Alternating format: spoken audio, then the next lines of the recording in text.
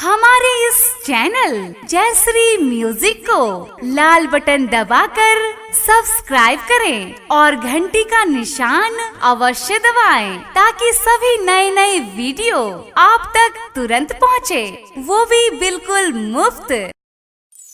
मिथिला के धिया सिया सजत जननी भेली धरनी बना सुर धाम हे। मिथिला के धिया सिया सजत जननी भेली धरनी बना सुर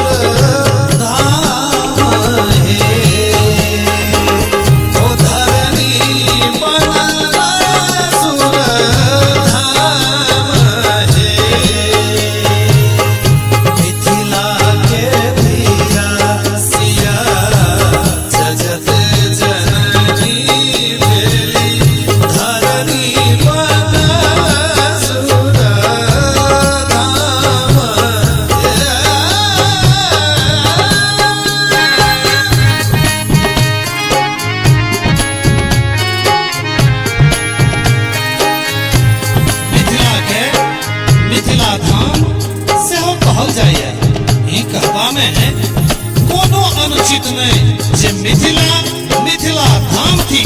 मिथिले के सौभाग्य भेटल जब दूटा भगवान रामचंद्र जी आ देवादिदेव महादेव स्वयं दुर्लभ रूप धारण क मिथिला के जमा बन क पाहुन बन क मिथिला के सुशोभित केने छथि।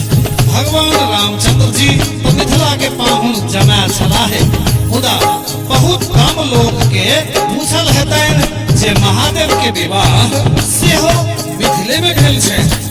सशक्त कवि साहित्यकार आ विद्वान मैथिली पुत्र प्रदीप जी के ई लिखल गीतक माध्यमे प्रमाण बिल्कुल सत्यापित है। गिरिराज जननी